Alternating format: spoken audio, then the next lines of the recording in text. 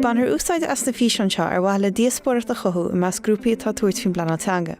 Is bhí gach grúpa a bheith sé heachta níos lena Blanatanga héin, ach tá glórna gael dóchasach go gur in na físeanseo leis bléanthar ar bhain téamí na Blanatanga.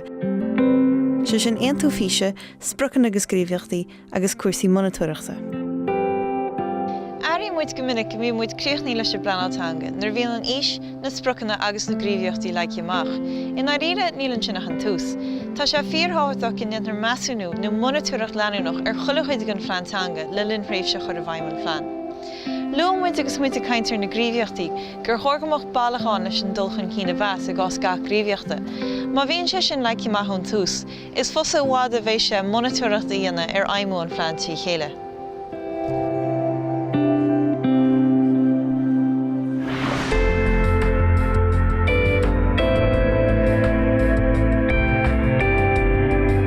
Ag stádas go gahamid bheith smaoine bhar ceanchaí ar féidirling an rud atá haing a chosant a chuomhnú agus í thuirtar aigeíon chéad lún eile. Mar rud atá muid ggéaranna an le chéad blion eile, go méid an gcuige fós an nuachtar an seo mar hanga phobal. Agus bíon muid ag agrú tionscadal ag cheanglíonn an gcuige agus an pobal i chéile. An ceanna rud í dhéanamh muid an drámaíochta úsáid. Rinne mar tionscadal drámaíochta orbert an blionse caite in an nearna grúpa dégóirí as a geantar. Dráma a chorla chéile a bhain le scéalóní na néin ach é déanta meachchéach nó aimseach a hélas go thomláin. Agus bhain siad in ar sásamh sin, a chamáile sin chuir sé chuid a chabbí gailgóireacht le chéile den chéadú riamh.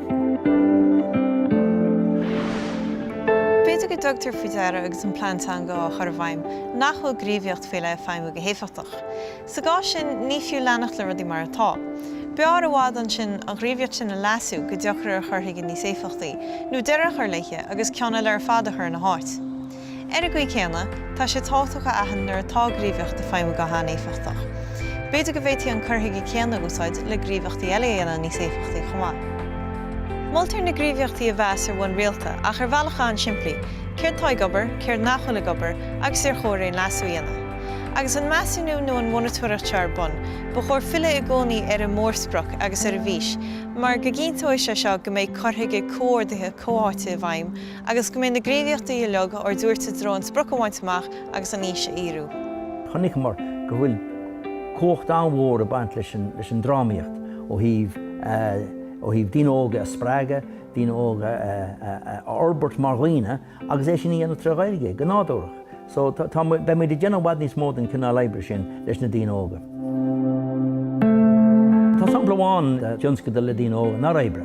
Bhí an áis ríomhaireachta seo chur le chéile tragéige le inistíocht ó riona Ghaeltachta, TechSpace a léon siad. Agus riála mar é sin amach leis na dín óga, agus thugad mar le chéile iad ag obair ar TechSpace. Ach thugad mar for deara, thís go raibh an TechSpace héin tragéige, go rúmpa sé iad dína fiúháinna bhíonn sig leir gaige le chéile go rúmpa sé ar an méle. Ní dólam go dhéanamh muid ríiste ach dáineannach dhéanamh muid an bhuichéanna. Nó na raibhí leis an tionscadal áirithe sin, fléimar é sin ag an gcumann forbarthe agus thochraí mar má tá muide chun iirecht dhéanana go í bhaim mar dína óga, bhfuil ní ar an gcuisi dhéanamh muide chach muide dhéanamh bhealachéchant eile agus bheith muide chur bhhaid níos mó bé mar drámaíocht a seo amach mar.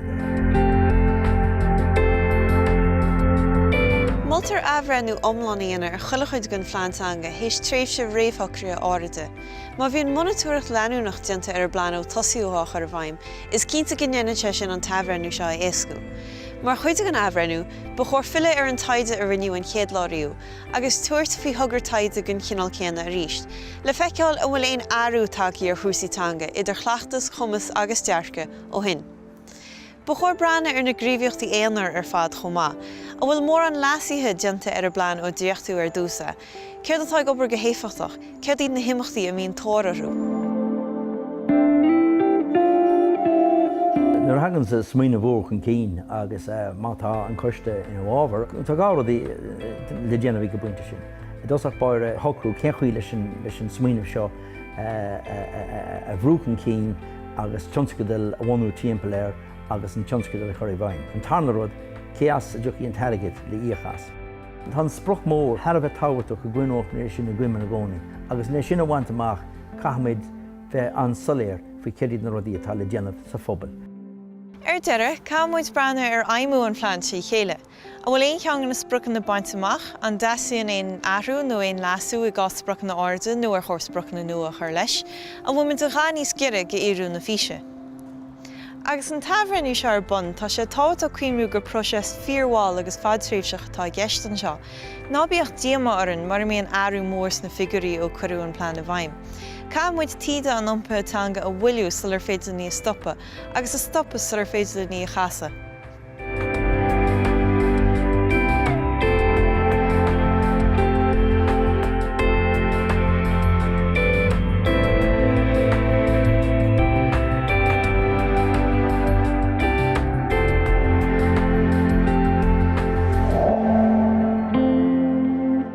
Déan teagháil le glár na ngáil le tuile eolais, cuidiú agus trúr maidir leis an Blanáltanga.